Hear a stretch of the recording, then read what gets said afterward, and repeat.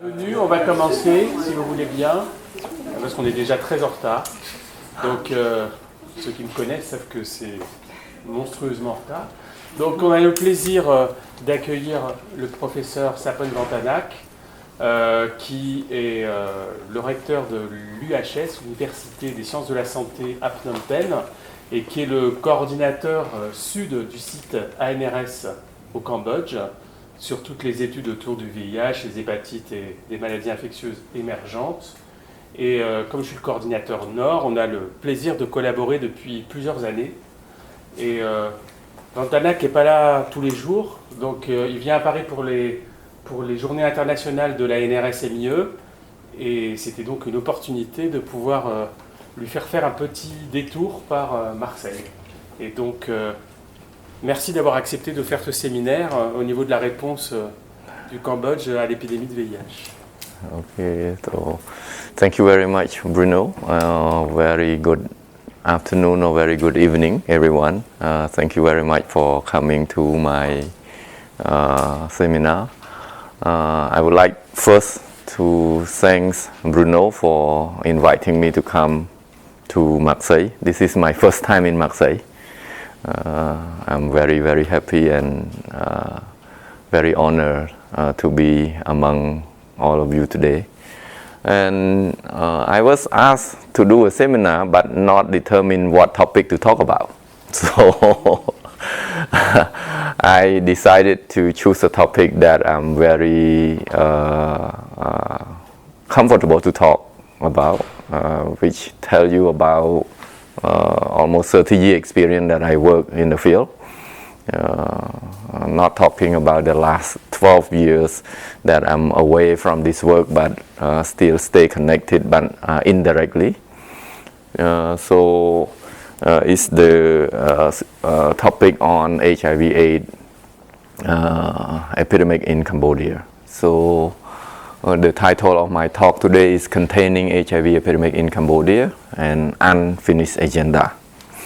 So the outline of my talk is based on this story. It's not a story, it's the real fact that, you know, in 2010, Cambodia got the Millennium Development Goal Prize for excellence in its AIDS response. So Cambodia is recognized for the effort on HIV that have contributed to a decline in HIV prevalence among general population in Cambodia back then in 1998. When I was still young, I'm still young, but back then the HIV prevalence among general population in Cambodia was around 2%. And by 2010, we were able to bring it down all the way to 0.8%. The country has also achieved the universal access to antiretroviral treatment. And we put a lot of people on antiretroviral treatment and achieve over 90% of adults and children in need receive treatment. Back at that time in 2010, we talk about people in need of treatment. And for all of you who are working in HIV/AIDS, that people in need of treatment was defined by WHO differently over time. Yeah. So based on this premise, Cambodia is a very successful country. You know, we got MDG prize. You know, the HIV response was very successful, even though we were in the developing country. Yeah. So today I'm going to talk about 3 points. One is to give you an update after 2010, what happened in Cambodia and on HIV/AIDS situation, and also the responses that we had in Cambodia. And then try to highlight some of the remaining challenges that we are facing, and then propose some way forward for Cambodia. So just very basic information just to let you know quickly where we are, just in case, you know, we are here in this small country between Laos, Vietnam, Cambodia. In a bigger context, you know, we are between Malaysia, Philippines. We are in part of this community called ASEAN. Yeah. And we have a small population of 15 million, and about more than 50%, a little bit, is 15 to 49. We still have very high maternal mortality ratio in the region. We still 161 out of 100,000 live births. So quite high, even though it's declining over time, over the years, but it's still high compared to other countries in the region. We also have under 5 mortality, very high, 29, and life expectancy improved quite a bit over the years, around 70, and male and female different are here. The GDP per capita is about $3,000 US. To give you an idea, because I'm going to talk about some money related funding support for HIV/AIDS program. And per capita expenditure in health, it's $183 US. So here is the HIV situation in a snapshot and the trend time over the year from 1990 to all the way to 2022. So the first HIV/AIDS cases discovered in Cambodia in 1991. And since that time, you know, the epidemic raged over Cambodia. And back in that time, we had many cases die. You know, HIV/AIDS infection, the diagnosis of HIV/AIDS is a death sentence back then in the 90s. And new infection also very high at that time. However, all the way it peaked around year 1998-2000, the epidemic in Cambodia. And after that, you know, up to 2022, now we have a cumulative of people living with HIV/AIDS about 76,000. It's about 0.5% of the total population. 0.5% of the total population that we have, 15 million. And every year, the annual new infection, the incidence, is 1,400, and then we still have about 1,000 people die of HIV/AIDS every year. And out of this 1,400 new infection, more than 80% are coming from key population. And the key population we are talking here is the sex worker, the people who are injecting drug, men who have sex with men, transgender, and the client. So these people take more than 80%. If you talk about 30 years ago, if you look at this number, among new cases, it's because of the size of the population, new cases are contributing by general population women. Yeah, but now the new cases is contributed mainly by the key population. So just to give you an idea about the size estimation, official size estimation, again I insist on the term official size estimation because that may not be the actual data, but this is the consensus between the government and the community. The size estimation of people living with people who inject drugs, it's about 3,000, and then 50,000 for female sex workers, men who have sex with men, it's about 80,000, and the transgender about 15,000. You may notice this number is 0.5% of the general population. That may not go with the estimate of the UN system. Okay. And then just a quick look at what is the prevalence among the key population, you know, with different data from different years, from 2017 all the way to 2022, we see a very high prevalence across the board, you know, the people who inject drug, you know, 15%, and 9.6% for transgender. Men who have sex with men is 4%, and around 5% for female entertainment worker. On the number, we try hard to put people on treatment in Cambodia. And in Cambodia, we have 25 provinces. And these are the number of sites OI ALT site, we call the treatment site in Cambodia, that increased from 2005 all the way to 2024.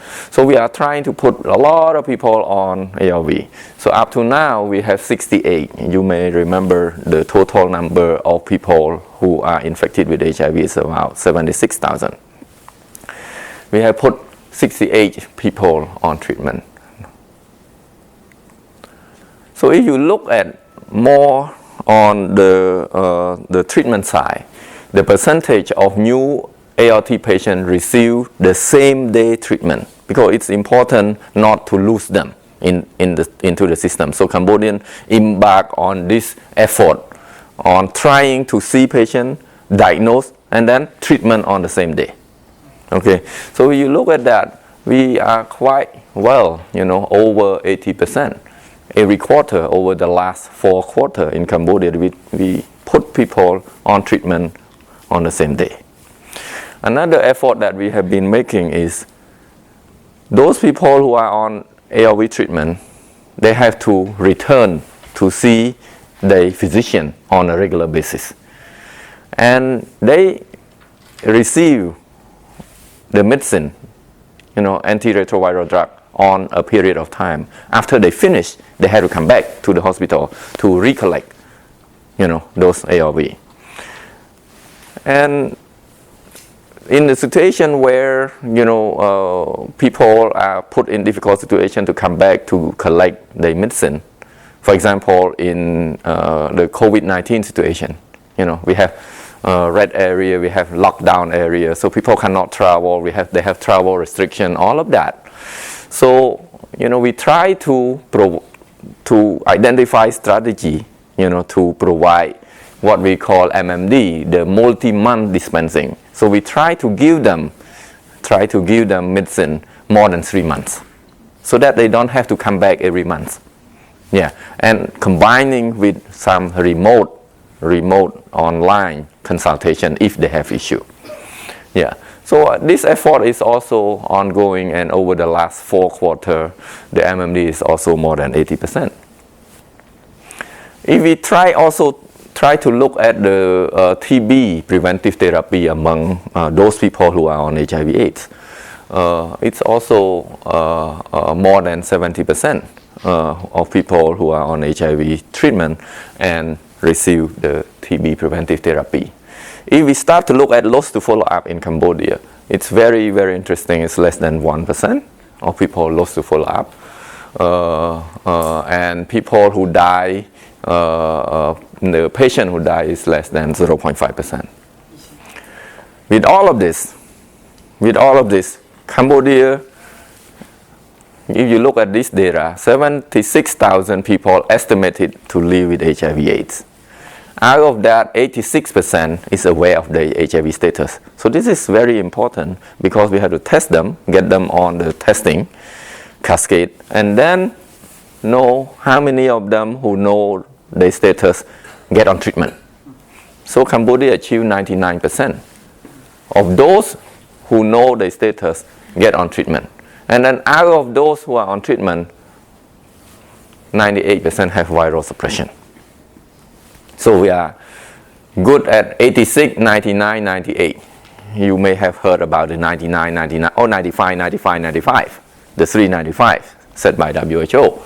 So Cambodia, even though, with all of this indicator that we talk about, human index, the health system ranking, the UAC coverage, in Cambodia, we regard all of that remain in 2023, HIV/AIDS response.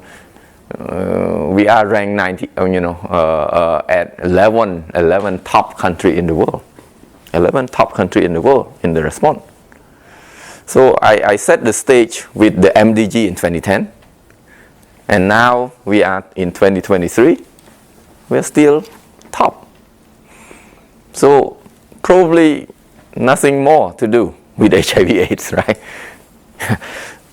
So let's continue to look more detail where we are in the region, in Southeast Asia region, yeah, or in Asia. If you look at that, Cambodia is here in terms of ALT coverage. We are 83, when the region, the Asia and Pacific average is 64%, and the world average is 73. We are only behind Australia in terms of ART coverage. In terms of proportion of TB patients with known HIV status, we are all the way here, close to Singapore. Yeah, 90%. But I move to the part 2 of my presentation. There are so many challenges remain. And I will highlight some of them here. If we go back and look at the prevalence of HIV among key population, because remember, out of the new infection, 1,400 new infection every year, 83% come from the key population. And one of the key population is MSM. And MSM over the year from 2010 to 2023, you look at the prevalence among this group and among the transgender group. And then the STD among those groups. Again, MSM and transgender, chlamydia, gonorrhea, syphilis, and any STI combined.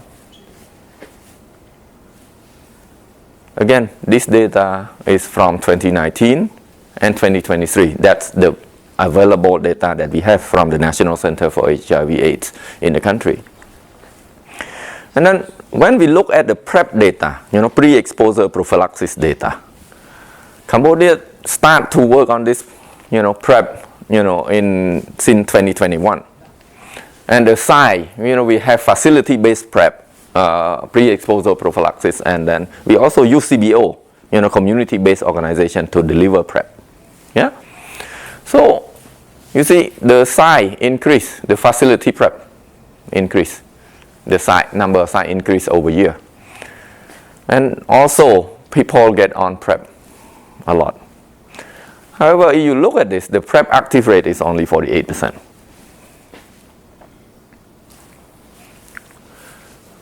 If we start to look at the prevention mother-to-child transmission, it's even more dramatic.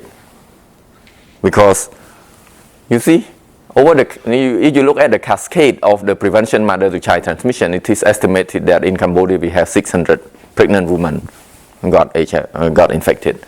Only 528, 88% got tested and receive ART, and then only 511 children receive the test.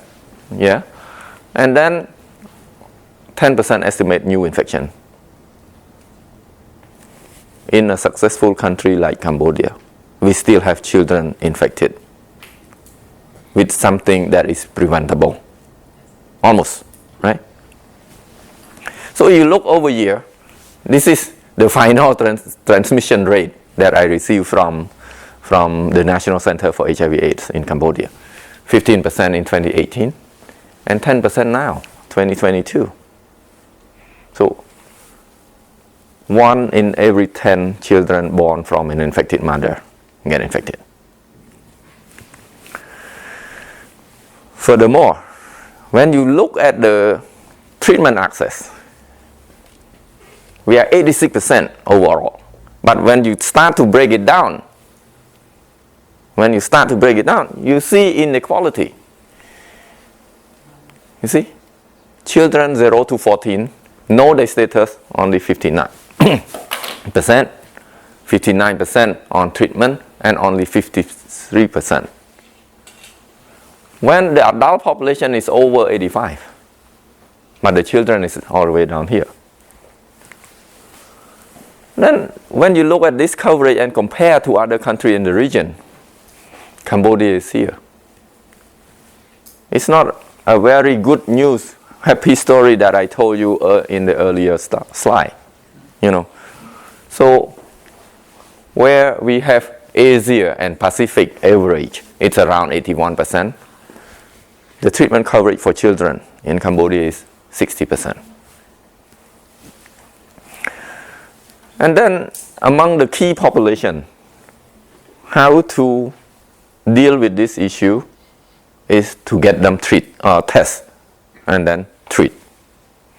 So in the region, in the Asia and Pacific, we see they take every country that have data in Asia and Pacific and plot it here. So the median is somewhere around 50%. Of those who are in the key population, about half of the key population do not know the HIV status. So we have a collaborative project with Bruno that trying to boost the testing among the key population. Look at Cambodian data. This is Cambodian data among different key population. The pink one, this one, this color is among the female entertainment worker. And the yellow one is among the MSM. And then the red one among transgender, and then among people who are injecting drug. So proportion of the key population who receive HIV test in the last 12 months is still low compared to general population. So high prevalence, low testing. Not good news, right? Not a good combination. If you look at the reporting data, remember this is on log scale, okay? So if you look at the key population prevention cascade data from the National Center of HIV/AIDS in Cambodia, 82% or 82,000 people, key population, they reach. Only 30,000 tested for HIV. Less than half. This is quarter 2, 2023, quarter 3, 23, quarter 4, quarter 5, very consistent. So testing is very low. How about the treatment coverage that we do very well? The treatment coverage. But most of the people, most of the patients that we see presenting late. Because of what? Because the CD4 count less than 234% of them presenting with very low CD4 count. That's where Cambodia is. See, we are better than a few other countries here, but a lot to improve. 34% less than 200 CD4 count. And then in terms of the proportion of tuberculosis patients with HIV who are on antiretroviral treatment, in Cambodia we are only a little bit above 50%. When we are looking at general population, those people are much higher. But those people who are at higher risk of dying receive less coverage.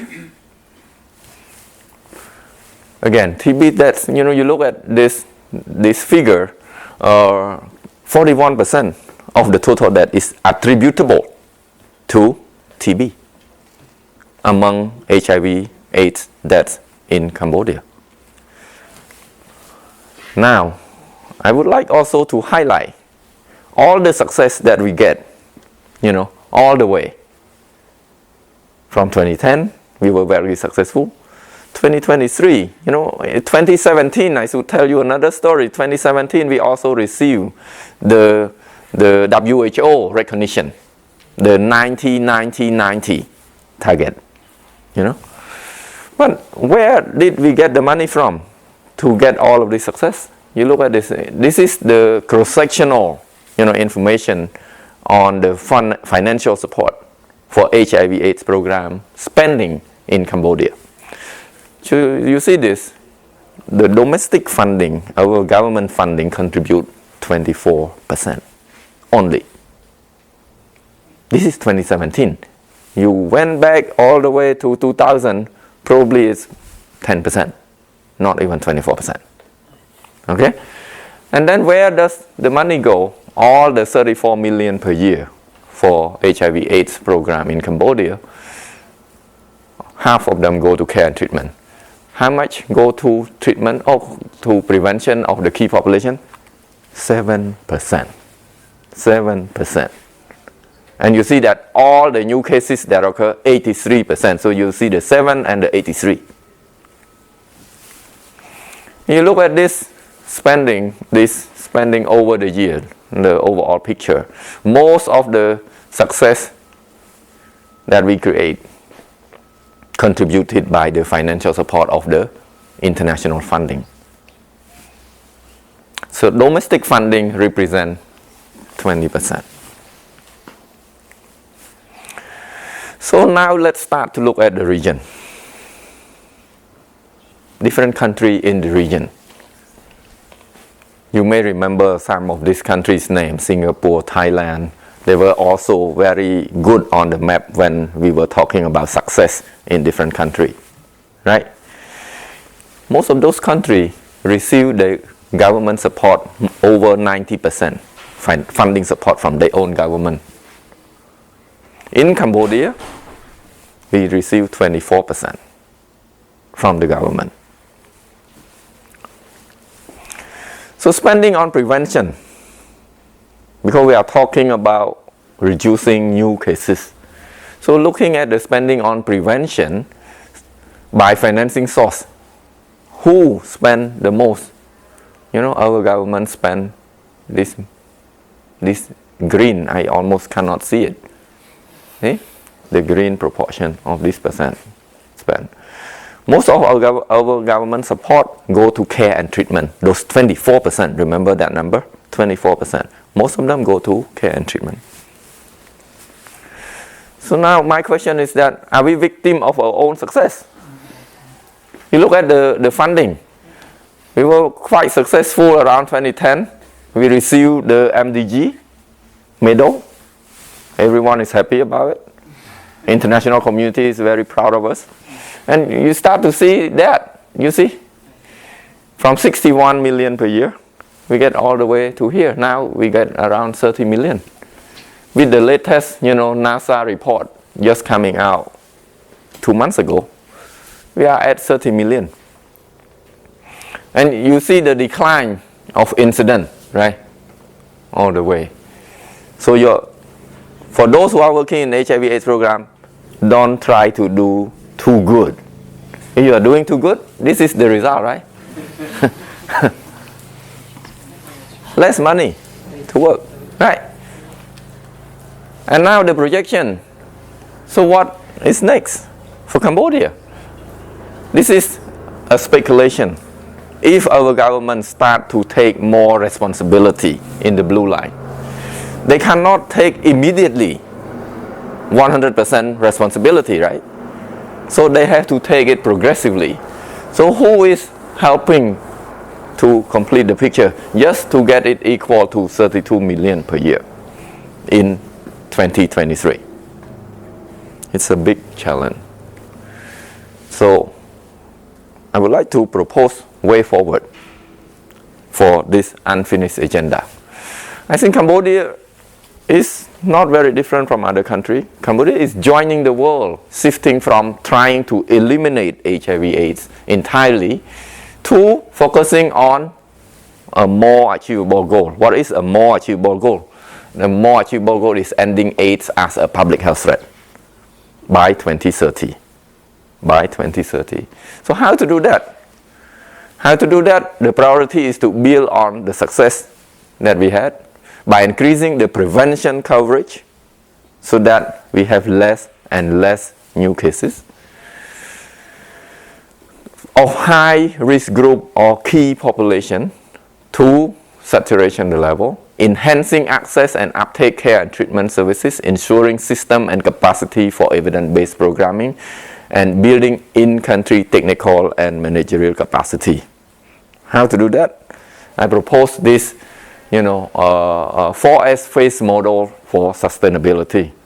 In Cambodia, we can look at the first S is system startup early on, in the epidemic.